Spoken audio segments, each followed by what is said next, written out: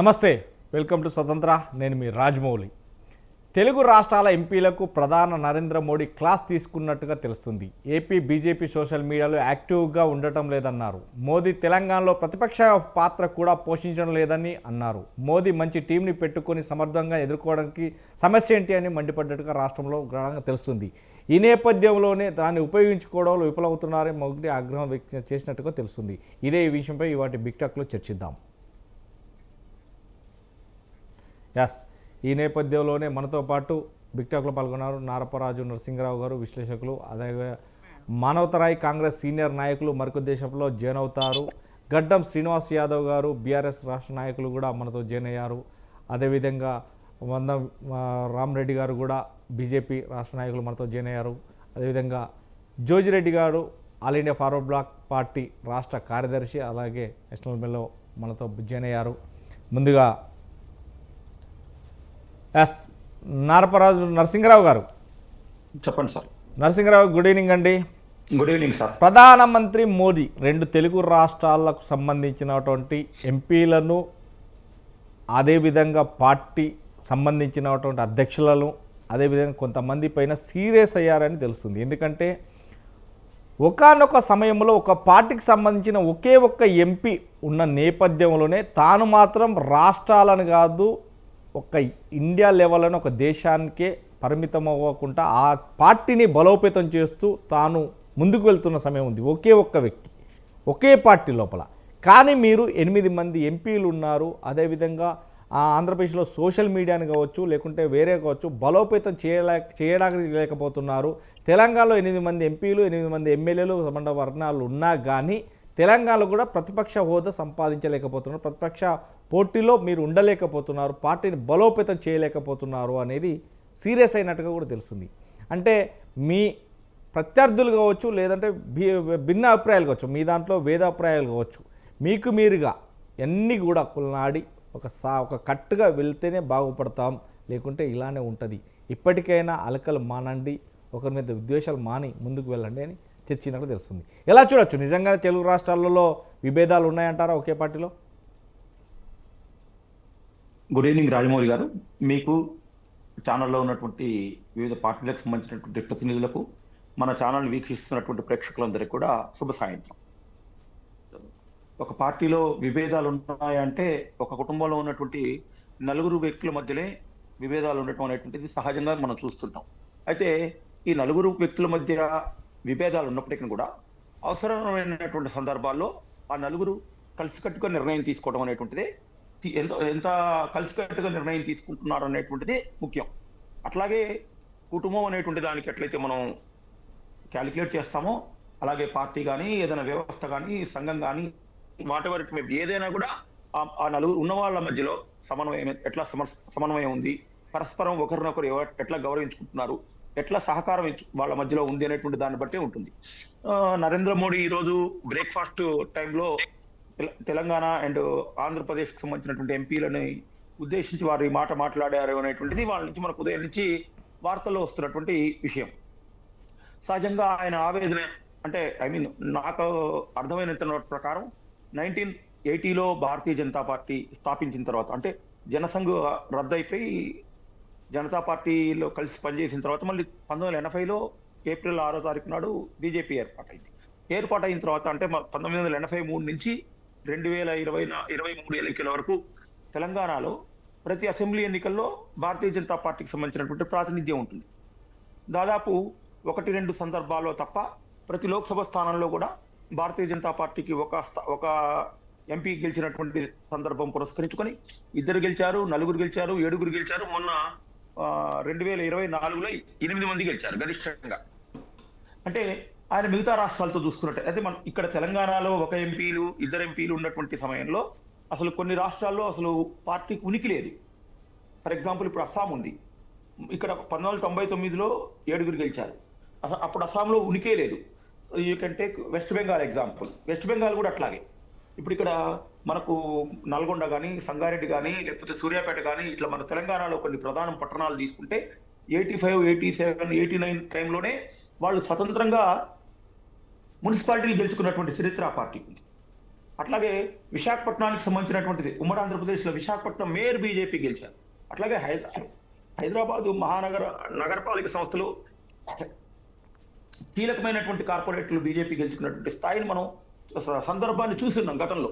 కానీ అలాంటి పార్టీ ఏమైంది, ఒక్కసారిగా ఎప్పుడైతే ఇది బలంగా ఉంది అనుకుంటున్నటువంటి సమయం వచ్చేవరకల్లా అది ఎప్పుడైనా కానివ్వండి, ఆ ఒక్కసారిగా అది రాష్ట్ర స్థాయిలో నాయకత్వం తీసుకున్నటువంటి నిర్ణయాలు, వాళ్ళ మధ్య ఉండేటువంటి సమన్వయం కానివ్వండి, లేదా జాతీయ స్థాయి నాయకత్వాన్ని కూడా ఇక్కడ మనం వాళ్ళేదో అద్భుతంగా ఉన్నారు, వీళ్ళు చెప్పిన మాట వినట్లేదు అనేటువంటిది కాదు. ఇక్కడ భారతీయ జనతా పార్టీ తెలంగాణలో ఈ స్థాయిలో ఉండటానికి రాష్ట్ర నాయకత్వం ఎంత కారణమో అంతకు రెట్టింపు జాతీయ నాయకత్వం కూడా అంతే కారణం. దీనికి నేను ఈ కన్క్లూజన్కి ఎందుకు వచ్చానంటే, ప్రాంతీయ పార్టీలతో పొత్తు పెట్టుకోవడం. ఫర్ ఎగ్జాంపుల్ 2014 ఎన్నికలు తీసుకుందాం. రాష్ట్ర విభజన అయిన తర్వాత ఆ రోజునటువంటి 10 జిల్లాలకు సంబంధించినటువంటి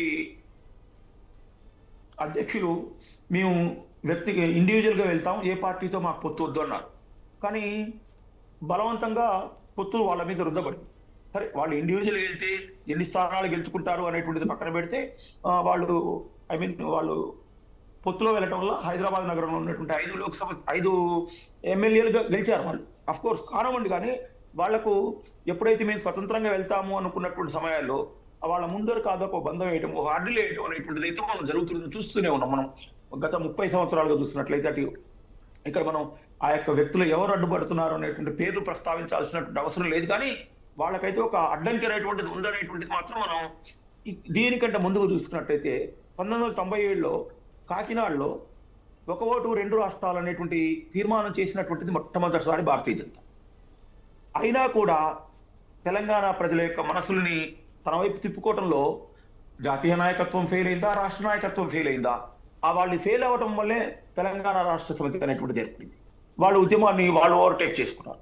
విచిత్రమైన విషయం ఏంటంటే, అటు కాంగ్రెస్ కానీ ఇటు బీజేపీ కానీ పార్లమెంట్లో అంటే బిల్లు ప్రవేశపెట్టినటువంటిది కాంగ్రెస్ పార్టీ. ఆ బిల్లు పాస్ అవ్వడానికి కావలసినటువంటి నైతిక మద్దతు, సంఖ్యాబలమైనటువంటి మద్దతు ఇచ్చింది బీజేపీ. ఈ 2 పార్టీలు కూడా తెలంగాణలో అంటే 2014 ఎన్నికల్లో ఎక్కడో ఉన్నాయి.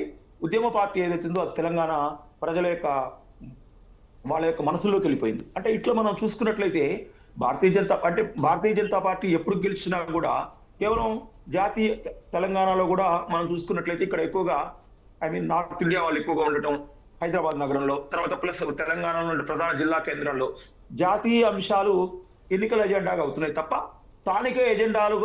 స్థానిక అంశాలని ఎన్నికల ఎజెండాలుగా మలుచుకోవడంలో భారతీయ జనతా పార్టీ స్థానిక నాయకత్వం ఫెయిల్ అవుతుంది. దీన్ని మాత్రం మనం ఖచ్చితంగా అంగీకరించాల్సిన విషయం. మనం ఏదైతే మనం ఇటు హైదరాబాద్ బోర్డరు, కరీంనగర్ బోర్డరు, ఇటు నల్గొండ, ఇటు వరంగల్, లేదా ఇటువైపు ఉన్నటువంటి నగరాలు మనం ఎక్కువ భారతీయ జనతా పార్టీ గెలుస్తున్నటువంటి దగ్గర జాతీయ అంశాలు ప్లస్ గత 3 ఎన్నికల్లో చూసినట్లయితే నరేంద్ర మోడీ యొక్క హవా, జాతీయ స్థాయిలో ఆయనకున్నటువంటి చరిష్మా, వీటి ఆధారంగా గెలుస్తున్నారు. కానీ ఇవాళ మనకు 8 మంది ఎంపీలు ఉన్నారు. 8 మంది ఎంపీలు ఉన్నట్లయితే 8x4 అంటే కనీసం 32 అసెంబ్లీ స్థానాలు గెలవాల్సినటువంటి వాళ్ళు గెలవగలగాలి. జనరల్ గా అయితే మనం అట్లా లెక్కేసుకున్నట్లయితే కనీసం కీలపక్షం. కానీ వాళ్ళ ఆ స్థాయిలో ఉన్నారంటే లేదు. కారణం ఏంటంటే నాయకత్వంలో లోపం ఉంది, స్థానిక నాయకత్వంలో లోపం ఉంది. వాళ్ళలో వాళ్ళు అనేక రకాలైనటువంటి విభేదాలు, వాళ్ళలో వాళ్ళకొకళ్ళలో నమ్మకపోవడం అనేటువంటిది కూడా ఉంది. తర్వాత మనం చూస్తున్నటువంటి స్థితి అయితే ఈ రోజు ఇలా ఉంది. రైట్ నరసింహరావు గారు, మొత్తం మీద తెలుగు 2 రాష్ట్రాల్లో బీజేపీ పార్టీ ఎందుకని బలోపేతం కాలేకపోతుంది అనే దాన్ని చర్చించి జోజిరెడ్డి గారు చెప్పండి. జోజిరెడ్డి గారు, గుడ్ ఈవినింగ్. గుడ్ ఈవినింగ్ అండి రాజమౌళి గారు. 2 రాష్ట్రాలలో బీజేపీ పార్టీ బలోపేతం కాలేకపోతుంది. నిజంగానే ఏదైతే 2013లో తెలుగు రాష్ట్రాలను విడగొట్టినటువంటి కాంగ్రెస్ పార్టీ ఇక శరణ్యం అంటూ కూడా చేసినప్పటికీ 2 రాష్ట్రాల్లో గెలవలేకపోయింది 2013 నుంచి. 2013 నుండి 2022 లాస్ట్ వరకు కూడా తెలంగాణలో కావచ్చు లేదంటే ఆంధ్రలో కావచ్చు అంత కొత్త మేర ఉన్నా కానీ అక్కడ టీడీపీ వర్సెస్ ఇక్కడ బీఆర్ఎస్ ఈ నేతృత్వంలోనే ఉన్నప్పటికీ మాత్రం ఇక్కడ పోటీతత్వంలో నెలకొంటే మాత్రం తెలంగాణలో కాంగ్రెస్ పార్టీ 3వ తరంలో అంటే 3వ ప్లేస్లో ఉన్నా కానీ 2nd ప్లేస్లో బీజేపీ ఉంది అనే ఒక జోస్ మాత్రం వచ్చింది. నెక్స్ట్ అయితే బీజేపీ కూడా ఫామ్లోకి రావచ్చు అనే టైంలో 2022 మార్చి నుంచి వెళ్ళి 2023 వరకు ఈ నేపథ్యంలోనే కాంగ్రెస్ ఒక్కసారిగా పుంజుకుంది. అంటే గ్రాఫ్ ఎందుకు పడిపోయింది ఈ తెలుగు రాష్ట్రాల్లో, 2 రాష్ట్రాలలో అనేదానికి మాత్రం మోడీ ఎలా సీరియస్ తీసుకున్నట్టుగా మనం ఉదయం నుంచి కూడా చూస్తున్నాం. అంటే అంత పెద్ద ఎత్తున అంటే 8 మంది ఎమ్మెల్యేలు, 8 మంది ఎంపీలు నిజంగా చూస్తే కింది స్థాయి వర్గాలకు ఉండి ఒక అధ్యక్షుల వారు కూడా ఉండి ఎందుకని పార్టీని బలోపేతం చేయలేకపోతున్నారు, సోషల్ మీడియాలో యాక్టివ్గా ఎందుకు ఉండలేకపోతారు, నిజంగానే కార్యకర్తలకు ధైర్యం ఎందుకు ఇవ్వలేకపోతున్నారు, ఎందుకని మీలో మీరే కొట్లాడుకుంటున్నారు, మీరు మధ్య వైరుధ్యం పెంచుకుంటున్నారు అనే దాన్ని అడిగినట్టుగా తెలుస్తుంది. ఎలా చూడొచ్చండి మొత్తం మీద నిజంగా ఏ పార్టీలోనైనా వైరుధ్యాలు ఉంటాయి అనుకోవచ్చా? రాజమౌళి గారు ఒక్క చిన్న పాయింట్, యా సోషల్ మీడియాలో కాదు, సోషల్ మీడియాలో బలం అంటే ప్రజల్లో ఉన్నట్టు కాదు. వాస్తవంగా మనం చూసినట్లయితే ఈ మన తెలుగు రాష్ట్రాల్లో మిగతా పార్టీలతో కంపేర్ చేసుకుంటే సోషల్ మీడియాలో భారతీయ జనతా పార్టీ చాలా యాక్టివ్ ఉంది. భారతీయ జనతా పార్టీ అంటే వాళ్ళ యొక్క బ్యాక్గ్రౌండ్ ఉన్నటువంటి ఐడియా ఉన్న వ్యక్తులు, కానీ ఇది కాదు, గ్రౌండ్ లో లేదు. అది ఎందుకు అంటే గ్రౌండ్ మీనింగ్ ఎందుకని తీసుకుపోవట్లేదు జనాలకి అనేది. ఓకే, ప్యానెల్లో ఉన్న వాళ్ళందరికీ నమస్కారం అండి. అదేవిధంగా స్వతంత్ర టీవీ చూస్తున్న ప్రేక్షకులకు అందరు కూడా నమస్కారం. ఈ రోజు మనము ఒకటి గమనించాలండి. ఇప్పుడు కాంగ్రెస్ లో ఇంతకు ముందు ఎప్పుడు కానీ కాంగ్రెస్ లో గమనించినప్పుడు అందరూ ముఖ్యమంత్రులు అవుతారు, అందరూ మంత్రులే అవుతారు. కాంగ్రెస్ లో కార్యకర్తగా సెకండ్ లీడర్ కానీ చూసుకున్నప్పుడు వాళ్ళంతా లీడర్లే. అదే బీజేపీలో వచ్చేసింది. శ్రీనివాస్ గారు ఒక్క నిమిషం, శ్రీనివాస్ గారు మీరు మీట్లో పెట్టుకోండి, ఒక్కసారి మీట్లో పెట్టుకోండి, ఎందుకంటే మిమ్మల్ని అడిగినప్పుడు మీరు ఆన్ చేసుకున్నారు. ఒక్కసారి సౌండ్ మీట్లో పెట్టుకోండి. రైట్, జోజిరెడ్డి గారు. ఇప్పుడు బీజేపీలో కూడా అదే స్థితి ఇక్కడ మన తెలంగాణలో అయితే కనపడుతుంది. ఎందుకంటే బీజేపీలో మనం చూస్తే బండి సంజయ్ గారు కొంత ఊపు తీసుకొచ్చిన మాట వాస్తవం. ఎందుకంటే యంగ్స్టార్ గా పాదయాత్రలు చేసి అన్ని చేసిన తర్వాత ఏదైతే ఎమ్మెల్యేలు ఎంపీలుగా గెలిచిన తర్వాత ఏం జరుగుతున్నదో మనం గమనిస్తున్నాం. రాజాసింగ్ గారికి గొడవ కావచ్చు, అదేవిధంగా బండి సంజయ్ గారికి ఇక్కడ ఈటల రాజేందర్ గారికి కావచ్చు, అదేవిధంగా ఎవరి మాట ఎవరు వినకుండా, ఎవరి మాటకు ఎవరి వాల్యూలు ఇవ్వకుండా రకరకాల పోటీతత్వాలతోటి నడుస్తున్న రాజకీయాలు నడుస్తున్నాయి ఇప్పుడు తెలంగాణలో. ఇంతకుముందు ఏంటంటే మోడీ చరిష్మా ఉంది, ప్రధానమంత్రి మోడీ గారి చరిష్మా నడిచింది. రోజు రోజుకి ఆ గ్రాఫ్ పడిపోతుంది. ఎందుకంటే పబ్లిక్ లో కూడా అర్థమైపోతుంది ఇది అదానికి అంబానీకి దోషి పెడుతున్న కేంద్రము, పేద ప్రజల్ని పట్టించుకోవట్లేదు అనేది ఒకటి వచ్చింది. సో ఇవాళ మనం గమనిస్తే ఇవాళ తెలంగాణలో వరకు మీరు తెలంగాణ ఆంధ్ర గురించి అంటున్నారు. ఆంధ్రాలో ఇవాళ ఆ మాత్రం వచ్చింది అంటే బికాస్ ఆఫ్ టీడీపీ వల్లనే వచ్చింది. కానీ ఇవాళ తెలంగాణలోకి వచ్చినప్పుడు తెలంగాణలో ఇలా పాదయాత్రల వల్ల కానీ ఏదన్నా కానీ కొంత లాభం జరిగినా కూడా ఈ రోజు వాళ్ళ గొడవలు వాళ్ళని పూర్తిగా ముంచేస్తున్నాయి. ఈ సోషల్ మీడియాలో ఇవన్నీ జరుగుతున్నాయి. సోషల్ మీడియాలో అబద్ధపు ప్రచారాలు ఎన్నో జరుగుతూనే ఉన్నాయి.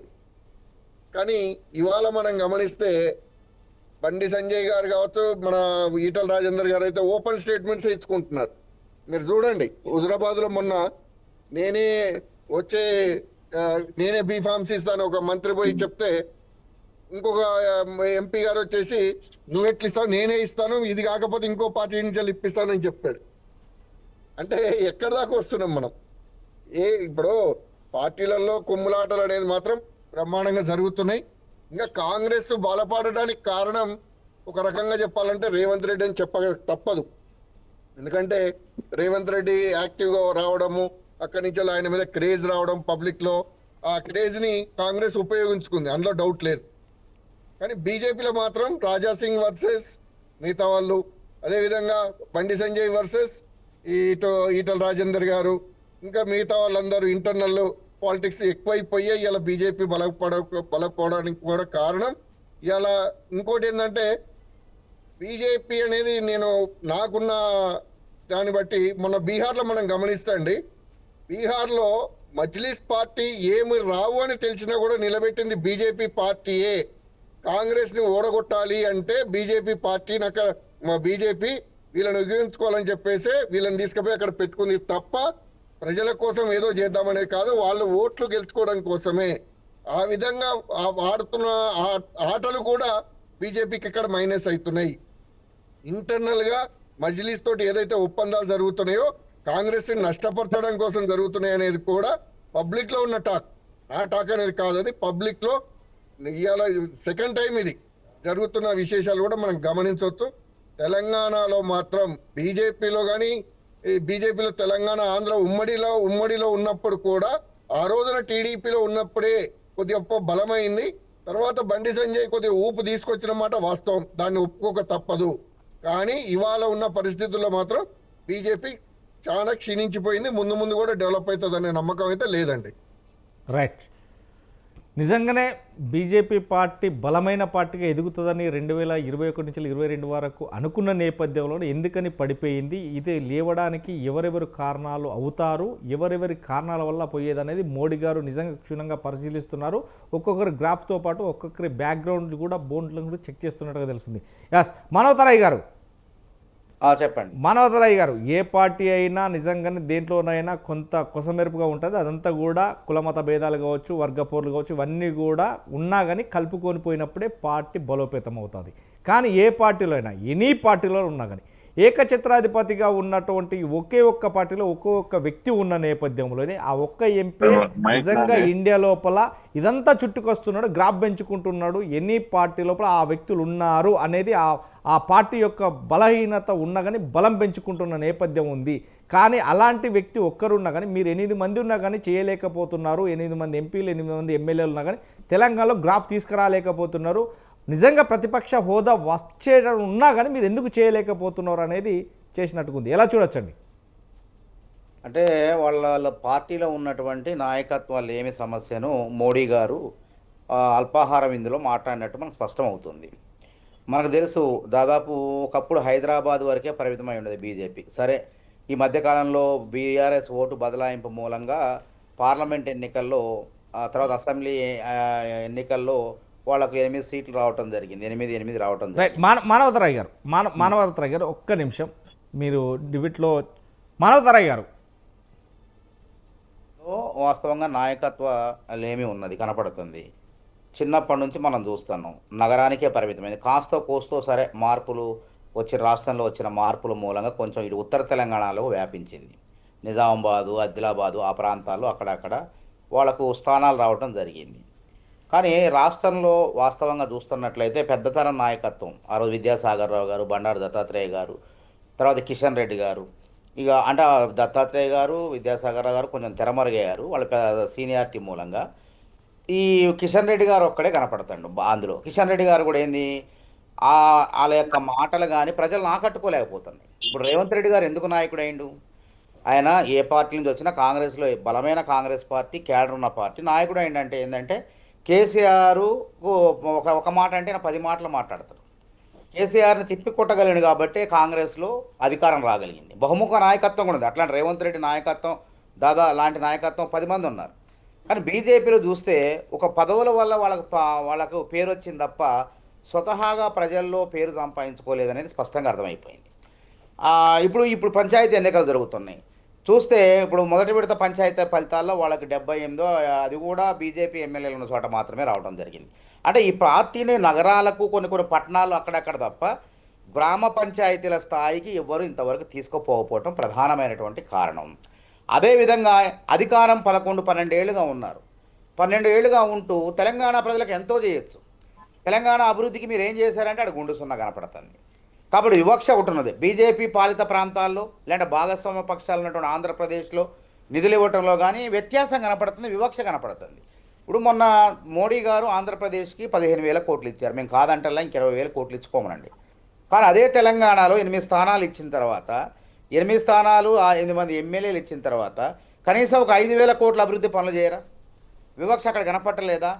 మొన్న అంతకుముందు అప్పు రూపేణ ఒక 15,000 కోట్లు ఏదో ఇచ్చారు. అది పోలవరానికి వచ్చేసి 5,000 కోట్లు ఇచ్చారు. మరి పాలమూరు రంగారెడ్డికి జాతీయ హోదా అడిగితే ఇవ్వలేదు. అదేవిధంగా ఒక 2,000 కోట్లు కూడా ఇవ్వలేదు ప్రాజెక్ట్ నిర్మాణానికి. బయ్యారం ఉక్కు ఫ్యాక్టరీ విభజన చట్టంలో ఉంది, ఫీజిబిలిటీ ఉంది. 2009 ఆ ప్రాంతంలోనే ఇక్కడ నాణ్యమైనటువంటి ఉక్కు ఉన్నది అని స్పష్టంగా ఉన్నది. కానీ వాళ్ళు దాని అవకాశాన్ని వినియోగించుకోవాలి. ఆ ఫ్యాక్టరీని తెరిపిస్తే ఈ పాటికి వేలాది మందికి ప్రత్యక్షంగా పరోక్షంగా ఉపాధి అవకాశాలు వచ్చాయి. కానీ విశాఖ స్టీల్కి 3,000 కోట్లు ఇచ్చి బయ్యారం ఫ్యాక్టరీ కనీసం ఆలోచన చేయకపోవటం తెలంగాణ ప్రజల్లో ఉండదా? గిరిజన యూనివర్సిటీ ఆంధ్రప్రదేశ్లో ప్రారంభమైంది ఎప్పుడు? విభజన చట్టంలో ఉన్నది. ఇప్పటికి కూడా గిరిజన యూనివర్సిటీ ఇంకా ప్రారంభం ఈ విధమైన వివక్ష ప్రజలు గమనిస్తున్నారు. మొన్న ఉదాహరణ చూడండి, మన జూబ్లీస్ ఎన్నికల్లో గతంలో పార్లమెంట్ ఎన్నికల్లో మాకు 80,000 ఓట్లు వస్తే బీజేపీకి రెండో బీఆర్ఎస్ని దాటిపోయి 60,000 ఓట్లు వచ్చినాయి. అంటే ఓటింగ్ శాతాన్ని పెంచుకోవడం లేదు. మళ్ళీ మన ఉప ఎన్నిక జరిగితే 12-13,000 రాలేదు. పూర్తిగా గతంలో వచ్చిన 25,000 ఓట్ల కన్నా దిగజారిపోయింది బీజేపీ. అంటే ఇక్కడ ఏంటంటే ఏదో ప్రజలు గెలిపిస్తారులే, వాళ్ళే చూద్దాంలే, కాంగ్రెస్కు ప్రత్యామ్నాయంగా ఎదుగుదామన్న ఆలోచన లేదు. అట్లా ఉండదండి, కష్టపడాలి. రేవంత్ రెడ్డి గెలిచిండంటే ఆషామాషి కాదు, ఎంత కష్టపడిండో, ఎన్ని రకాల సభలు పెట్టిన ఇంద్ర వాళ్ళని మొదలు పెడితే తెలంగాణ వ్యాప్తంగా తనదంటూ మొత్తాన్ని ఒక సెట్టు కొనుక్కొని, మీటింగ్లో సెట్టు కొనుక్కొని, ఎవరు సహకరించినా సహకరించకపోయినా అందరినీ ఏ విధంగా జనాన్ని తరలించే విధంగా ప్రణాళికలు చేయబట్టి గ్రామస్థాయికి పోయిండు. కాబట్టి ఆ విధమైనటువంటి ఆలోచన విధానం ఇప్పటికి కూడా 11 ఏళ్ళుగా కేంద్రంలో బలంగా అధికారంలో ఉండి వాళ్ళు ఆ విధంగా ఆలోచన చేయకపోవడం అనేది వాళ్ళ యొక్క నాయకత్వం లేమే. కిషన్ రెడ్డి గారు మాట్లాడలేడు, దేనికి సమాధానం చెప్పలేడు, ఎప్పుడు స్పందించలేడు. ప్రజలు ఇప్పుడు ఏదైనా లోపాలు నిజంగా తెలంగాణలో కాంగ్రెస్ పార్టీ ఏమైనా తప్పులు చేసిందంటే వాళ్ళు నువ్వు ఇది చేసినావని చెప్పడానికి వాళ్ళకి ఒక నైతిక హక్కు లేకుండా అయిపోతుంది. నువ్వేం చేసినావు చెప్పు. మెట్రో విస్తరణకు మనం 20,000 కోట్లు అడిగినాం. విశాఖపట్నానికి మంజూరు చేశారు, విజయవాడకు మంజూరు చేశారు, పూణేకి మంజూరు చేశారు. తెలంగాణ మెట్రో విస్తరణకు మీరు ఏం చేస్తారో చెప్పమంటే డిపిఆర్ ఇచ్చినా సరే ₹1 మేము ఇవ్వమని కొర్రీలు పెడుతున్నారు. మళ్ళీ ఈ విధానాలన్నీ కూడా ప్రజలు ఏం లాభం? 8 మందిని గెలిపిస్తే మొత్తం 16 మంది ఎమ్మెల్యేలు ఎంపీలు కలిపితే 16 మంది, ఏం ప్రయోజనం వచ్చిందని ఒక ఆత్మ పరిశీలన చేసుకోవాలి. తెలంగాణ ప్రజలు కూడా ఇది గమనిస్తున్నారు. కాబట్టి ఇక్కడ నరేంద్ర మోడీ కేంద్రం ఎంత బలంగా అక్కడ ఆ ఉత్తరాది రాష్ట్రాల్లో ఉన్నప్పటికీ ఆ పార్టీ తెలంగాణలో మాత్రం మొదటి నుంచి కూడా 7 స్థానాలు, 1 స్థానాలు, 1, 7, 10 ఇంతే. గతంలో కూడా 10 స్థానాలు ఉన్నాయి బీజేపీకి హైదరాబాద్ చుట్టుపక్కల హైదరాబాద్లో. కానీ ఎక్కడ ఎదుగుతుంది? తర్వాత పుట్టిన బీఆర్ఎస్ పార్టీ అధికారంలోకి 10 ఏళ్ళు ఉన్నది. ఆ తర్వాత బీఆర్ఎస్ పార్టీ ఓడిపోయిన తర్వాత రెండో స్థానంలోకి రావాలి అనే ఆలోచన మాత్రం వాళ్ళు చేయట్లేదు. దానికి మన జూబ్లీహిల్స్ ఎన్నికనే ఉదాహరణ. 2 కేంద్ర మంత్రులు ఉండి 8 మంది బలమైన ఎంపీలు, మళ్ళీ వాళ్ళు గెలిచిన వాళ్ళు కూడా ఆషామాషిగా దాన్ని ఎట్లోకట్లా ఓట్లు సాధిద్దాం అని ఆలోచన లేదు. వాళ్ళు అనైక్యత ఉన్నది, మళ్ళీ కొట్లాటలు కుమ్ములాటలు. జనరల్గా సహసిద్ధంగా కాంగ్రెస్ పార్టీలో సరే ఏదో టికెట్లప్పుడు పదవులప్పుడు మాట్లాడుకుంటారు, అభిప్రాయ భేదాలు వస్తాయి, తర్వాత కలిసిపోతారు. అసెంబ్లీ ఎన్నికలప్పుడు ఇట్నే కాంగ్రెస్ పార్టీలో ఉండే అందరిని సమిష్టి నాయకత్వం కలిసి పనిచేసింది, ఎన్నికల్లో వ్యయం సాధించింది. కానీ బీజేపీలో అంతర్గతమైన లుకలుకలు ఉన్నాయి. పాత నాయకత్వం, కొత్త నాయకత్వం. కొత్త నాయకత్వం ఏదైనా పనిచేస్తే పాత నాయకత్వం జీర్ణించుకోవట్లేదు. అదేవిధంగా రాజాసింగ్ ఒకవేళ బీఆర్ఎస్ పార్టీ పొత్తులో పోద్ది భవిష్యత్తులో కవిత గారు తేల్చేశారు. వాళ్ళ పార్టీని వాళ్ళే క్రమక్రమంగా ప్రజల్లో డ్యామేజ్ చేస్తున్నారు. గతంలో అసెంబ్లీ ఎన్నికల ముందు చూడండి, కవితను అరెస్ట్ చేయకపోతే మన పార్టీకి మనుగడ ఉండదని చెప్పి వాళ్ళ పార్టీ ఎంపీ కొండా విశ్వేశ్వరరెడ్డి గారు బాహాటంగా మీడియా సమక్షంగా విమర్శించడం జరిగింది. తర్వాత అప్పుడున్నటువంటి కోమటిరెడ్డి రాజగోపాల్ రెడ్డి గారు ఇట్లా కాదు, ఇట్లయితే మనం ముందుకు పోలేం, బీజేపీ ఎదగదు, కాబట్టి కొన్ని నిర్ణయాలు తీసుకోవాల్సిందే, కవిత గారు లాంటి కేసుల్లో ఉన్న వాళ్ళని జాప్యం చేయొద్దు, ఉపేక్షించొద్దు, ఇట్లయితే మేము ఉండలేమని చెప్పి వాళ్ళు కూడా బయటికి రావడం జరిగింది. కాబట్టి ఈ విధంగా కొన్ని నిర్ణయాలు తీసుకొని ఇప్పుడు మొన్న ఉదాహరణ, అంటే నేను కక్షపూరితంగా నేను అంటలేదు, ఇప్పుడు కాళేశ్వరంలో అవినీతి జరిగిందని వాళ్ళే అన్నారు, నడ్డా అన్నాడు, తర్వాత అమిత్ షా గారు అన్నారు, ఏటీఎం లెక్క మారింది అన్నారు. మీరు విచారణ చేయడం చాట కావట్లేదు రామచంద్రరావు గారు అన్నారు.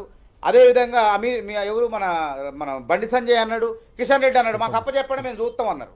మరి ప్రజలు ఏమనుకుంటారు? అబ్బా నిజంగానే రేవంత్ రెడ్డి వాళ్ళని అరెస్ట్ చేయట్లేదు, చట్టపరంగా చర్యలు తీసుకోవట్లేదు, అసెంబ్లీ ఎన్నికల ముందు వాళ్ళ ఎవరైతే అవినీతికి పాల్పడారో వాళ్ళపై చర్యలు తీసుకుంటామన్నాడు, జాప్యం చేస్తాం, బీజేపీలు అరెస్ట్ చేస్తామంటున్నారు, చట్ట ప్రకారం చర్యలు తీసుకోవాలని ఆలోచన చేస్తారు. ఈ తరుణంలో 6 నెలలు అయింది, నిర్ణయం తీసుకోవాలి.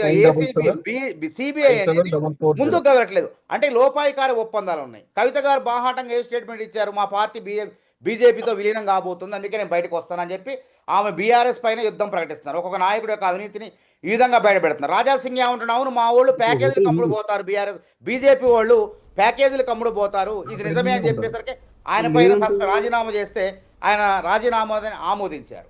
ఈ విధంగా ఈటల రాజేంద్ర వర్సెస్ బండి సంజయ్, అదేవిధంగా కిషన్ రెడ్డి వర్సెస్ ఇతర నాయకత్వం, రామచంద్రరావుకి ఇస్తే ఆయన ధర్మపురి అరవింద్ గారికి నచ్చట్లేదు. కాబట్టి ఈ విధంగా పార్టీలో అంతర్గత కుమ్ములాటల మూలంగా బీజేపీ పార్టీ ప్రజల్లోకి వెళ్ళలేకపోతుంది.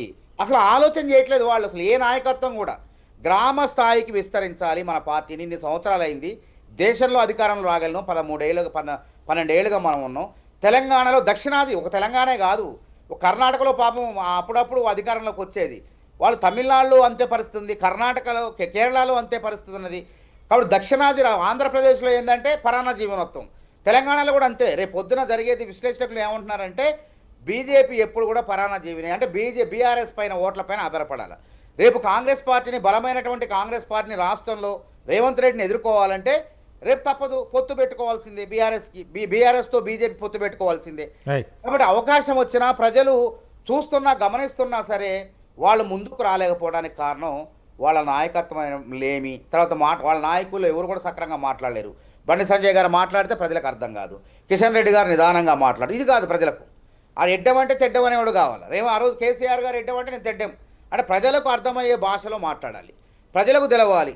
అంతేగాని ఈ విధంగా ఈ వాక్చాతుర్యం లేకపోవడం ఆ బీజేపీ నాయకత్వంలో ఎవరికి నోరు మంచిదైతే ఊరు మంచిది అంటారు, గుర్తుపెట్టుకోండి. ఇలా రేవంత్ రెడ్డి ఈ రాష్ట్రంలో ఎంతోమంది అగ్రవర్ణాల రెడ్లు ఉన్నారు, వాళ్ళల్లో ఎందుకు ఎదిగిండంటే ఆయనకు మంచి గొంతు ఉన్నది, సామాన్యులకు అర్థమయ్యే రీతిలో ఎట్లా మాట్లాడాలో అట్లా మాట్లాడతారు.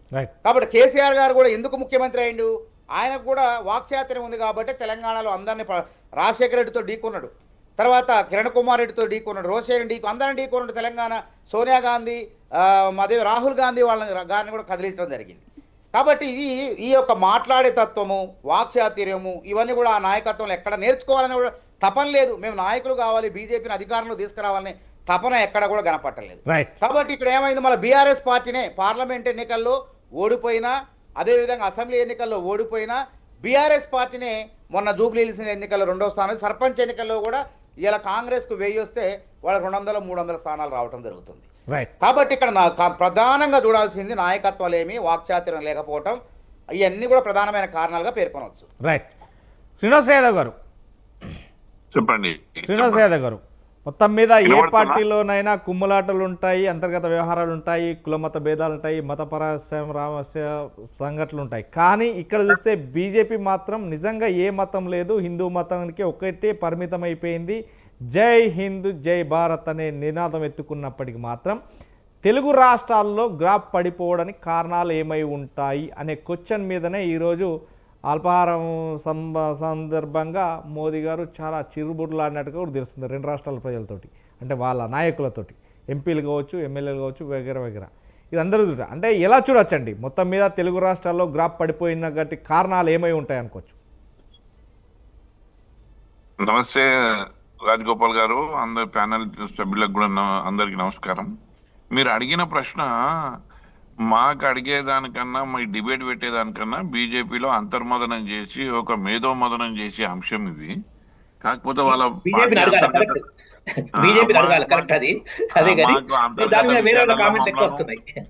మాకు అంతర్గత వాళ్ళ విషయాలలో మమ్మల్ని లాగుతున్నారు. ఓకే అంటే సామాజిక స్పృహ ఉన్న వాళ్ళు అన్నిట్లో స్పందించాలి కాబట్టి మేము కూడా స్పందిస్తాం దానికి. ఒకటి ఏంది అని అంటే ఇక్కడ ముఖ్యంగా చెప్పుకోవాలి అంటే బీజేపీకి నూకలు చెల్లినాయి. ఎట్లయితే అయిపోయింది దాని పని. ఎందుకనంటే ముందు వాళ్ళు ఐడియాలజీ నుంచి డివేట్ అయిపోయారు. 2 ఏమైపోయింది అని అంటే వాళ్ళకు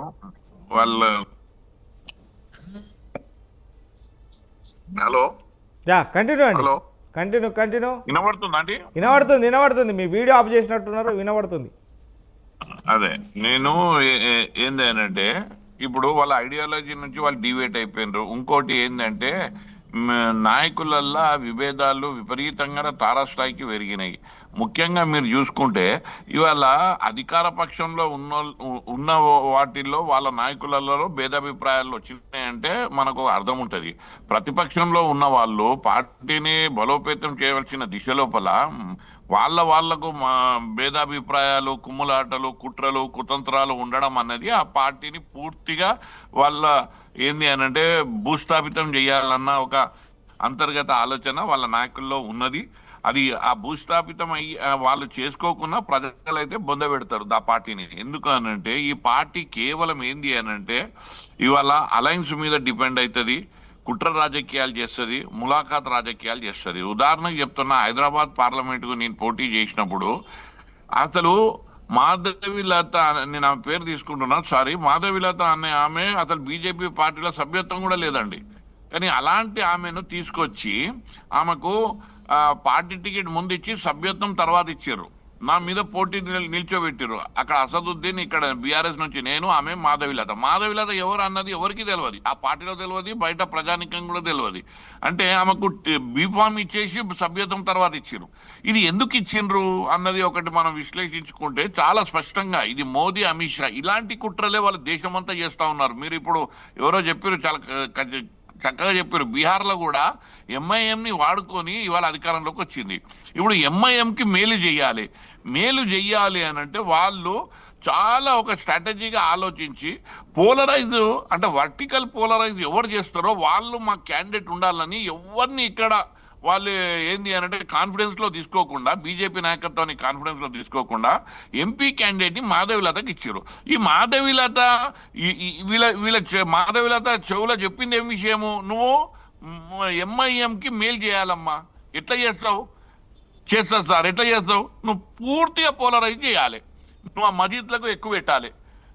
ఇవన్నీ చేస్తే నువ్వు ఇక్కడ హిందువులు పోలరైజ్ అయితే అక్కడ ముస్లింలు పోలరైజ్ అవుతారు. ఇక్కడ హిందువులకైతే రెండు పార్టీలు, ముస్లింలు అయితే ఆ మసీద్లకు ఎక్కువ పెట్టే దాంట్లో ఏమైంది, వాళ్లకు ఎంఐఎంకి అసదుద్దీన్కి మేలైంది. ఇది మీరు ఏమనుకుంటున్నారంటే ఇలా రెండు విధాలుగా చూడాలి. ఒకటి ఏం చెప్తారు అని అంటే దేశానికి మేము కరడు కట్టినటువంటి హిందూవాదికి మేము టికెట్ ఇచ్చినామని ఒకటి చెప్తారు. రెండో విధంగా ఏం చెప్తారంటే అసదుద్దీన్ చౌలా ఏం చెప్తారు అని అంటే ఈమె క్యాండిడేట్ అయితే నీకు భారీ మెజార్టీతో నువ్వు గెలుస్తావు, ఈమె మంచి పోలరైజ్ చేస్తారు, నీకు బెస్ట్ క్యాండిడేట్ను సెలెక్ట్ చేసి ఇచ్చినాము అని చెప్పి ఇవాళ ఇట్లాంటి రాజకీయాలు నడుపుతున్నారు బీజేపీ పార్టీ.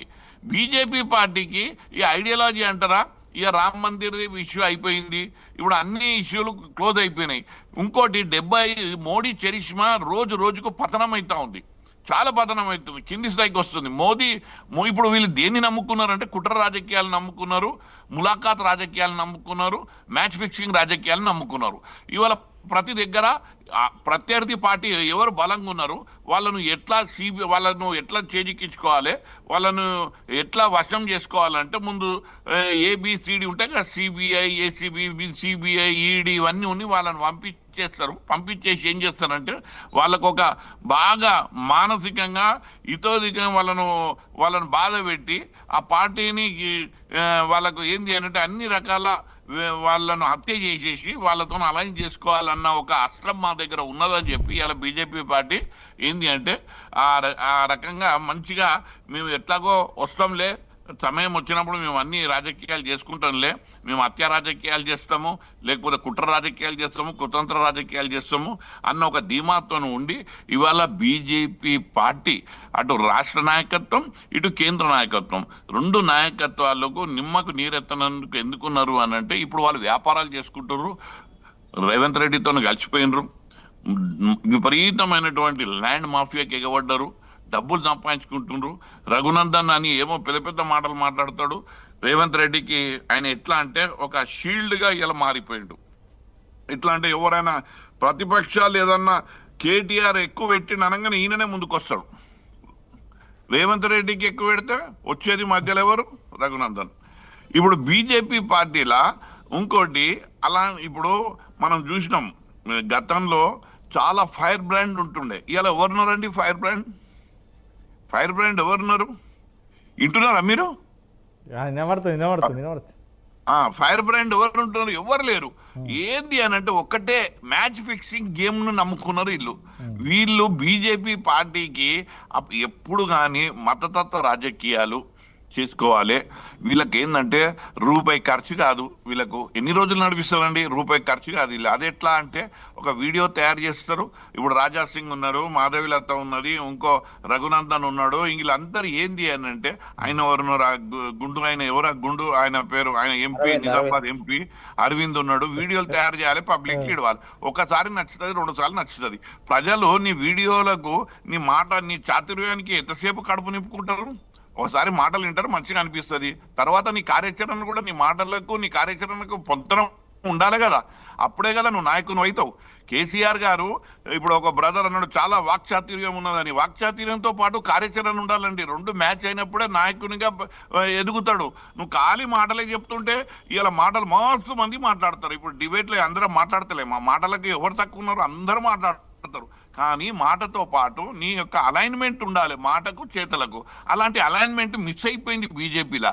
కేవలం ఇవాళ ఒక ఏంది అనంటే ఒక షర్టు పొద్దుగాలు వేసుకుంటే సాయంత్రం వరకు ముడతలు కాకుండా ఖాళీ వీడియోలు తయారు చేసి ప్రజలలో పంపించి ఏదో నాయకత్వాన్ని మనం బలోపేతం చేసుకోవాలంటే ఒక్కసారి ఈ సోషల్ మీడియాది ఒకసారి మంచిగా అనిపిస్తుంది, 2 సార్లు మంచిగా ఊకే అవి తయారు చేసి పంపిస్తుంటే ఏమొస్తుంది? ఏమీ రాదు. ఇవన్నీ ఏంది అని అంటే కాలం చెల్లినాయి, ప్రజలకు అందరికీ తెలుస్తుంటది. కష్టపడేటోడు ఎవడు, ప్రజలలో ఉన్నోడు ఎవడు, ఈ పార్టీ బలోపేతం కావడానికి వాళ్ళ చిత్తశుద్ధి ఏంది, వాళ్ళ అంకిత భావం ఏంది, వాళ్ళ అకౌంటబిలిటీ ఏంది, ఇవన్నీ ప్రజలు వాళ్ళ పని చేసుకుంటూ ఒక దృష్టిని అక్కడ కేంద్రీకరిస్తారు. ప్రజల అమాయకులు గారు.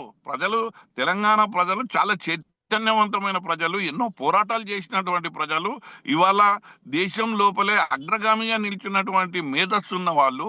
ఇలాంటి ప్రజానీకానికి కేవలం మోసం ప్రతిసారి అంటే కదా, ఒక్కసారి మోసం చేయొచ్చు, ప్రతిసారి చేయలేము. అలాగనే మోడీ కానీ అమిత్ షా కానీ ఇక్కడ రాష్ట్ర నాయకత్వం ఇప్పుడు వీళ్ళు ఉన్నారు, ఎవరు మెయిన్ స్ట్రీమ్ లీడర్స్ ఉన్నారు. మీకు ఇవాళ ఆయన ప్రెసిడెంట్ నాకు ఎంత బాధ అంటే మొన్న ఒకటి ఇప్పుడు హిల్ట్ అన్నది వీళ్ళు ఇప్పుడు భూ బకాసురు లాగా రేవంత్ రెడ్డి ఒక పెద్ద 5 లక్షలకు ఒక తెరలేవట్టిండు స్కామ్ కి. దాని మీద వీళ్ళ స్పందన ఏంది? ఏమీ లేదు. రెండోది, మొన్నటికి 20 మున్సిపాలిటీలు విలీనం చేసారు. వీళ్ళ స్పందన ఏంది? ఏమి లేదు. శ్రీనివాస్ యాదవ్ గారు, ఎస్, మళ్ళా మీ దగ్గరికి వచ్చే ప్రయత్నం చేస్తాను. నిజంగానే బీజేపీ పార్టీ బలం చేకూర్చుకుంటుందనే ఒక దిశలో ముందడుగు పోతున్నటువంటి తెలుగు రాష్ట్రాల్లో ఉన్నటువంటి బీజేపీ శ్రేణులు నిజంగానే ముందడుగు వేస్తున్నారా అనేది బిగ్ టాక్లో చర్చ. ఎస్, రామిరెడ్డి గారు, నిజంగానే ప్రధానమంత్రి మోదీ గారు 2 తెలుగు రాష్ట్రాల ఎంపీలకు బీజేపీ శ్రేణులకు కొంచెం వైరుధ్యంగా క్లాస్ తీసుకున్నారనే నేపథ్యం ఉంది. ఎందుకంటే 2 తెలుగు రాష్ట్రాలలో ఎందుకని ముందుకు పోవట్లేదు పార్టీ, బలోపేతం ఎందుకు దిశగా పోతున్నది? 2021-22లో తెలంగాణలో గ్రాఫ్ నెంబర్ 1గా వచ్చి సెకండ్ ప్లేస్లో మనం ఉంటాము, కుదిరితే అధికారంలోకి కూడా వస్తాము అనే నేపథ్యంలోనే ఇప్పుడు ఎందుకని పడిపోయింది, ఇప్పుడు ఎందుకని లేకుండా పోయింది అనేది ఒక క్లాస్ తీసుకున్నట్టు తెలుస్తుంది. ఎస్, ఇది డిబేట్ ఎందుకు పెట్టారనే దాని మీద నేను చర్చిస్తాను మీతో. ఎస్, దీని మీద ఎలాంటి నిర్ణయం బీజేపీ శ్రేణులు తీసుకోబోతున్నారు? ఎంపీలు కావచ్చు, ఎమ్మెల్యేలు కావచ్చు, వివిధ వర్గాల నేతలు కావచ్చు. టాపిక్ బీజేపీది. ఎస్, ఇప్పుడు జనరల్గా మేము విద్యార్థి పరిషత్తులో ఉన్నప్పుడు కానీ, నేను ఎంప్లాయీగా పనిచేసే బిఎంఎస్ లో ఉన్నప్పుడు కానీ, ఇప్పుడు బీజేపీలో ఉన్నప్పుడు కానీ, అంటే ఐడియాలజికల్ ఏబీపీ కానీ, బిఎంఎస్ కానీ, బీజేపీ కానీ, మిగతా వాళ్ళంతా anti BJP, anti BMS, anti ABP. ఇది మేము 4 దశాబ్దాలకు చూస్తున్నాను. ఇప్పుడు మాట్లాడిన దాంట్లో నారపరాజు నరసింహరాజు గారు కొంచెం సబ్జెక్ట్ మాట్లాడారు. 80 అట్లా ఎన్ఎస్ఎన్ రెడ్డి గెలిచినప్పుడు ఎట్లుండే, 95 4 లోక్సభ ఇవి. ఎందుకంటే వారు అనలిస్ట్ గా మాట్లాడారు. మిగతా వాళ్ళు కేవలం గోబెల్స్ విషయ ప్రచారం, నేను ఎవరికి అడ్డు రాలే, నాకు ఎవరు అడ్డు రావద్దు, ఇంత విషయ ప్రచారం నేను సమాధానం చెప్పాలి. ఒకటి ఏంటంటే, బీజేపీ మొన్న జరిగిన ఎన్నికల్లో, సాధారణ ఎన్నికలు అంటే లాస్ట్ జరిగిన లోక్సభ ఎన్నికలు, రికార్డు 36% ఓట్లు తెచ్చుకొని అధికార కాంగ్రెస్ కు ధీటుగా 8 లోక్సభ స్థానాలు గెలుచుకుంది. దేశవ్యాప్తంగా కొంచెం బీజేపీ కొన్ని రాష్ట్రాలు తగ్గినాయి, ఇంతకుముందు మహారాష్ట్రలో బాగా తగ్గినాయి, రాజస్థాన్ కూడా పెరగాల్సిన చాలా రాష్ట్రాలు తగ్గినాయి. పెరిగిన బాగా వచ్చిన రిజల్ట్ ఏంటంటే దేశవ్యాప్తంగా మధ్యప్రదేశ్, ఒరిస్సా, తెలంగాణ. అయినా బీజేపీ డౌన్ అవుతుంది, బీజేపీ ఓడిపోతుందని గోబెల్స్ విష ప్రచారం చేస్తున్నారు. తర్వాత జరిగిన ఎమ్మెల్సీ ఎన్నికలు, మేధావులు గ్రాడ్యుయేట్ జరిగిన దాంట్లో కూడా కాంగ్రెస్ ఒక్కరికి గెలవలేదు, బీజేపీ 2 గెలిచింది. అధికార కాంగ్రెస్ 0, ప్రధాన ప్రతిపక్షం పోటీ చేయలే, బీజేపీ 2 ఎమ్మెల్సీ స్థానాలు గెలుచుకుంది. అయినా బీజేపీ ఓడిపోతుంది, బీజేపీ దిక్కులేదని పచ్చి అబద్ధము గోబెల్స్ విష ప్రచారం చేస్తున్నారు. ఇంకో విషయం, కిషన్ రెడ్డి గారు 2023 జూన్లోనే ఒక బుక్ ప్రింట్ చేశారు. గత 9 సంవత్సరాల్లో 2014 నుంచి 2023 వరకు 9 లక్షల కోట్లు తెలంగాణలో ఏ విధంగా ఖర్చు పెట్టి 4 లక్షల కోట్లపై వచ్చింది ఆదాయం తెలంగాణ నుంచి. అయినా 9 లక్షల కోట్లు ప్రభుత్వానికి ఇచ్చినాయి కానీ ఖర్చు పెట్టి బాజాప్తా బుక్ ప్రింట్ చేసి నేను మీడియా ఛానల్ యాంకర్లకు కూడా ఇచ్చాను, నేను వెళ్ళిన దగ్గర. ఇప్పుడు కూడా ఒక్క జాతీయ రహదారులకే ఇప్పటికి 1,50,000 కోట్లు ఖర్చు చేశారు తెలంగాణలో. 67 ఏళ్లలో ఎన్ని జాతీయ రహదారులు? 2,500 కిలోమీటర్. ఇప్పుడు ఈ 11 ఏళ్లలో 3,000 కిలోమీటర్ల జాతీయ రహదారులు తెలంగాణలో వచ్చినాయి. వ్యవసాయానికి కానీ అన్నింటిలో జరుగుతున్నాయి. అయితే ఇంకొకటి, బడ్జెట్ లో ఏంటంటే రాష్ట్రాల వారి కేటాయింపు ఉండదు, పథకాల వారి కేటాయింపు ఉంటుంది, డిపార్ట్మెంట్ల కేటాయింపు ఉంటుంది. డిఫెన్స్కి ఎంత, అగ్రికల్చర్కి ఎంత, ఇండస్ట్రీస్కి ఎంత, ఇవన్నీ ఉంటాయి తప్ప రాష్ట్రాల వారి ఓన్లీ ఎక్సెప్షనల్. బీహార్లో కోసీ రివర్ గురించి తెలిసిన వాళ్ళకి అర్థమైంది ఎంత కోత వస్తుంది, ఎంత నష్టిస్తుంది. దేశంలో రాజధాని లేని రాష్ట్రం ఆంధ్రప్రదేశ్ కొత్తగా ఏర్పడింది. ఈ ప్రత్యేక అవసరాన్ని 2-3 రాష్ట్రాలకే ఇవ్వడం జరుగుతుంది. అది కూడా చిన్న స్థాయి. 45 లక్షల కోట్ల దాంట్లో 15,000 20,000 ఎంత 0.0%. దాన్ని కూడా రాజకీయం చేస్తారు. తెలంగాణలో అభివృద్ధిలో ప్రథమ స్థానంలో ఉంది బీజేపీ, అభివృద్ధి చేస్తుంది. ఇంకొకటి చెప్పారు ఏంటంటే బీజేపీ వాళ్ళు రేవంత్ రెడ్డి లాగా కేసీఆర్ లాగా రెచ్చగొట్టినట్టు అంటే గెడ్డం అంటే తెడ్డమని మాట్లాడరు అంటారు. జనరల్ అట్లా మాట్లాడకూడదు. వేమన గారు ఏం చెప్పంటే అల్పుడెప్పుడు పలుకు ఆడంబరము గాను, సజ్జనుండు పలుకు చల్లగాను. బీజేపీ సజ్జనుల పార్టీ కాబట్టి ఎడ్డం అంటే తెడ్డము, అట్లా అడ్డగోలు మాటలు, పచ్చబద్దాలు. ఒకసారి బలిదేవత అని, ఇంకోసారి భారత్ మాత అని. బతికినంత కాలం వైఎస్ఆర్ కానీ, పివి నరసింహరావు కానీ, ఇందిరాగాంధీ కానీ, తర్వాత బతికినంత కాలం వాళ్ళందరూ తిట్టి, వాళ్ళు చనిపోయినాక తన రాజకీయ అవసరం కోసం, కుర్చీ కోసం వాళ్ళని ఇప్పుడు ఒగిడితే అటువంటి పచ్చబద్దాలు బీజేపీ నాయకులు మాట్లాడు. రేవంత్ రెడ్డి మాట్లాడినట్టు మళ్ళీ బీజేపీ మత విషయాన్ని మాట్లాడుతారు. కాంగ్రెస్ పార్టీ ఓపెన్ గా రేవంత్ రెడ్డి సీఎం, కాంగ్రెస్ అంటేనే ముస్లింలు అంటేనే కాంగ్రెస్ అని అంత ఓపెన్ గా మాట్లాడు. అది ఎంత దుర్మార్గం, ఎంత నీచం. నువ్వు మతపరం ఎందుకంటే 30% ఓట్లు ముస్లింలు ఉన్నాయని అంత నీచ రాజకీయం చేసి అదొక గెలుపు బాటట. ఇప్పుడు మిగతా హిందువులు ఇప్పుడు వస్తుంది ఎలక్షన్, నీకు ఉప ఎన్నికల రియాక్షన్ రాదు. ఇంకేదో బీజేపీకి జూబ్లీహిల్స్ లో ఎన్నడూ డిపాజిట్ రాలేదు. జూబ్లీహిల్స్ బీజేపీ సీటే కాదు. అయినా కానీ 26,000 నుంచి 17,000, 19,000, 10,000 తగ్గినాయి. మరి హుజరాబాద్ ఉప ఎన్నికలో కాంగ్రెస్ కు ఈ రేవంత్ రెడ్డి పిసిసి అధ్యక్షుడైన కొత్తలోనే జూన్లో అధ్యక్షుడైందో, నవంబర్లో ఎన్నిక 4 నెలలు 5 నెలలు అయింది. 60,000 నుంచి 3,000 పడిపోయింది. ఘోరంగా ఎవడన్నా రేవంత్ రెడ్డి వైఫల్యం అని. అక్కడ 60,000 ఎక్కడ, 3,000 ఎక్కడ, 5% దాదాపు 5-6% ఓట్లు అంతమంది అట్లే. ఇది నీకు 70% ఓట్లు వస్తే ఓటమట. ఒకటేంటంటే ఈ జూబ్లీ ఉప ఎన్నిక అటు రేవంత్ రెడ్డికి కుర్చీకి, ఇటు కేటీఆర్ కు తెలంగాణ టీఆర్ఎస్ లో హరీష్ బయట కేసీఆర్ నాయకత్వానికి చాలా ప్రాముఖ్యమైనది కాబట్టి వాళ్ళు 100 కోట్లు ఖర్చు పెట్టారు. రైట్. మజ్లిస్ రామరెడ్డి గారు ఓకే. ఎందుకంటే దీంట్లో ప్రధానమంత్రి మోదీ గారు ప్రత్యేకంగా చెప్పినటువంటి మాట. ఎందుకంటే 2020 అర్థమైంది. ఒక్క నిమిషం 2021 అంటే ఎప్పుడైతే 9.5 సంవత్సరాలు బీఆర్ఎస్ పార్టీ నెలకొంది. ఎందుకంటే తెలంగాణ వచ్చినాక ఖచ్చితంగా సీఎం రేవంత్ రెడ్డి గారు కొట్లాడి తెచ్చిన తెలంగాణ అని చెప్పి జోస్లో 2 సార్లు విన్ అయింది.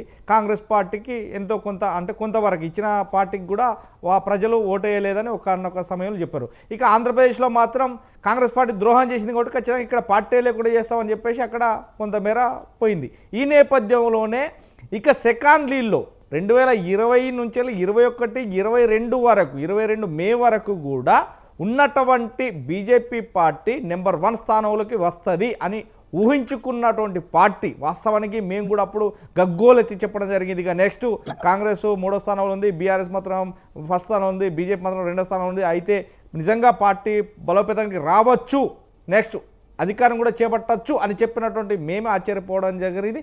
ఈ నేపథ్యంలోనే బీజేపీని పక్కకు నెట్టి కాంగ్రెస్ ముందు స్థానంలో నిలిచి దాన్ని 2వ స్థానంకు బీఆర్ఎస్ను నెట్టివేయడం జరిగింది. అంటే ప్రజలలో ఎంత మమైకం తీసుకొచ్చారో, పార్టీని ఎంత ముందుకు తీసుకెళ్లారు అనేది ఉన్న నేపథ్యం. అదే ప్రశ్న బీజేపీ వాళ్ళని అడిగారు, ఎందుకని పోయింది అని అడుగుతున్నారు. డైరెక్ట్ చెప్తున్నా, 23 అసెంబ్లీ ఎన్నికల్లో బీజేపీ అధికారం రాకపోవడానికి ఫస్ట్ కారణం కర్ణాటకలో అధికారం ఉన్న కాంగ్రెస్ ఓడిపోయి బీజేపీ ఓడిపోయి కాంగ్రెస్ గెలవడం. అది ఫస్ట్ మెసేజ్ ఏంటంటే కాంగ్రెస్ ఊపు తెచ్చింది. తర్వాత రేవంత్ రెడ్డి గారడీ మాటలే కాకుండా అసలు ఏ మాత్రం సాధ్యం కానీ అలవి కానీ హామీలు, అడ్డగోలు హామీలు, అవి కాంగ్రెస్ పార్టీ టీఆర్ఎస్ పార్టీలకు సాధ్యం. అలాంటి బీజేపీ ఇవ్వదు అటువంటి హామీలు. ఇవ్వడం అధికార దాహంతో అడ్డగోలు హామీలు ఇచ్చి కేసీఆర్ మీద ఉన్న భయంకర వ్యతిరేకతను వాడుకున్నాడు పూర్తిగా. ఇంకోటి ఏంటంటే బీఆర్ఎస్ బీజేపీ భయంకర విష ప్రజలు. ఎప్పుడు బీఆర్ఎస్ బీజేపీ ఒకటి కాదు, ఎప్పుడు కాదు. కాంగ్రెస్ బీఆర్ఎస్ ఎమ్మెల్యే ఎలక్షన్లు కలిసి పోటీ చేసినాయి, ఎంపీ ఎలక్షన్లు కలిసి పోటీ చేసినాయి, కేంద్ర ప్రభుత్వంలో కలిసి పనిచేసింది, రాష్ట్ర ప్రభుత్వంలో కలిసి పనిచేసింది. ఇప్పుడు రేవంత్ రెడ్డి కేసును కేసీఆర్ మాఫీ బండబెట్టిండు, కేసీఆర్ కేసులను రేవంత్ రెడ్డి బండబెట్టిండు. అవన్నీ అండర్స్టాండింగ్ నడుస్తున్నాయి. అయినా దుర్మార్గంగా వీళ్ళేందని బీజేపీ బీఆర్ఎస్ ఒకటి అని కాంగ్రెస్ వాళ్ళు అంటారు, బీజేపీ కాంగ్రెస్ ఒకటి అని బీఆర్ఎస్. ఏది ఏమైనా బీజేపీ కాంగ్రెస్ అని ఒకరంటే కాంగ్రెస్ బీఆర్ఎస్ ఒకటంటే బీజేపీ కాంగ్రెస్ ఇట్లా అంటే ఎవరి కాల్ చేసుకుంటారో నేను చూస్తే మాత్రం ప్రజలు మాత్రం పిచ్చోలు చేసే రీతిలో మాత్రం పోతుంది. ఎస్ నరసింహరావు గారు కానివ్వండి, నేను చెప్పాలి చాలా విషయాలు. బీజేపీ పుట్టినప్పటి నుంచి తెలుగు రాష్ట్రాల్లో పర్టికులర్ తెలంగాణలో అరిష్టాలు వచ్చినాయి. ఏంటంటే 81లో ఎన్ఎస్ఎన్ రెడ్డి ఆగస్టులో మేయర్ అయితే 82లో రామారావు గారు పార్టీ పెట్టడం, మా సీనిక్ రామారావు, అది బీజేపీ ఫస్ట్ టాక్. 98లో 4 లోక్సభ స్థానాలు గెలుచుకొని కష్టపడి పైకి వస్తే 99 ఎన్నికల్లో కేంద్రంలో టీడీపీ మద్దతు లేకుండా బీజేపీ ప్రభుత్వం ఏర్పడలేని పరిస్థితుల్లో టీడీపీ తెలంగాణకు వ్యతిరేకంగా ఉండడంతో ఆ ఇష్యూను తీసుకోకుండా వాజ్పేయి అద్వానీ గారు చంద్రబాబు గారికి 2 విషయాలు చెప్పారు. ఇప్పుడు మేము తెలంగాణ తీసుకోవాలి, మీరు 2 చేయాలి. హైదరాబాద్ డెవలప్ చేయాలి, నక్సలిజాన్ని అణిచివేయాలి. రెండింటికి చంద్రబాబు నాయుడు గారు ఒప్పుకున్నారు. ఎందుకంటే తెలంగాణ ప్రాంతానికి చాలా ఉపయోగం. ఇప్పుడు మెయిన్ అసెట్ హైదరాబాద్ అయింది, చంద్రబాబు గారు డెవలప్ చేశారు. బీజేపీ కొలాబరేషన్ తోటి, బీజేపీ డిమాండ్ తోటి, అది తెలంగాణకు పెద్ద అసెట్. ఇప్పుడు ఇవ్వలేని పరిస్థితుల్లో తెలంగాణ మేలు చేయాలని కేంద్ర నాయకత్వం, రాష్ట్ర నాయకత్వం వాళ్ళతో కలిసి పనిచేసినాయి. 2014 తెలంగాణ ఇచ్చినప్పుడు కూడా పొత్తు వద్దని చెప్పారు, కరెక్ట్. అది పొత్తు వద్దన్నాం టీడీపీ తోటి, కానీ తెలంగాణ ఇచ్చినాం. ఆంధ్రలో బీజేపీ బతకాలి, ఆంధ్రలో బీజేపీ బతకాలని టీడీపీతో పొత్తు పెట్టుకోవాలి, ఆయన డిమాండ్ తెలంగాణ పెట్టుకోవాలి. కాబట్టి మీరు తెలంగాణ ఇచ్చినాం కాబట్టి మేము టీడీపీకి ఒత్తుకోవాలన్నారు. ఆ పరిస్థితులు, కండిషన్లు, పరిస్థితుల కారణంగా దేశం కోసం కానీ రాష్ట్రం కోసం కానీ తెలంగాణ బీజేపీ కాంప్రమైజ్ అయి కొన్ని ఒడిదొడుకులు ఎదుర్కొంది. మొన్న లోక్సభ ఎన్నికల్లో బ్రహ్మాండమైన విజయాలు కిషన్ రెడ్డి గారి మీద దుష్ప్రచారం చేస్తారు. కిషన్ రెడ్డి గారి నాయకత్వంలో 36% ఓట్లు, కాంగ్రెస్ తో సమానంగా సీట్లు, ఎమ్మెల్సీ ఎలక్షన్లు కాంగ్రెస్ కాదని బ్రహ్మాండ విజయం సాధించింది. భయంకర విచపరాలు చేస్తే రామచంద్ర గారు చెప్పారు, మీకు కేసులు పెడతాం, మీరు బీజేపీ మీద పని కట్టుకొని మీ విచపరాలు చేస్తున్నారు. తర్వాత మహారాష్ట్రలో ఆ శివసేన, ఉద్ధవ్ ఠాక్రే శివసేన లాగా బీజేపీ పక్కన బలంలాగా రాజాసింగ్ ఇక్కడ తయారయ్యాడు. రైట్ దెబ్బతీయడానికి పనిచేస్తున్నారు. థ్యాంక్ యూ అండి, థ్యాంక్ యూ. థ్యాంక్ యూ అండి. ఈరోజు బిగ్ టాక్ లో పాల్గొన్నటువంటి నారపరాజు నరసింహరావు గారికి, అదేవిధంగా జోజిరెడ్డి గారికి, అదేవిధంగా రామరెడ్డి గారికి, అదేవిధంగా శ్రీనివాస్ యాదవ్ గారికి, అదేవిధంగా మన వ్యక్తులకు థ్యాంక్ యూ వెరీ మచ్ అండి. మరొక బిగ్ టాక్ లో మళ్ళీ కలుద్దాం. చూస్తుండే సత్తా న్యూస్. Thank you.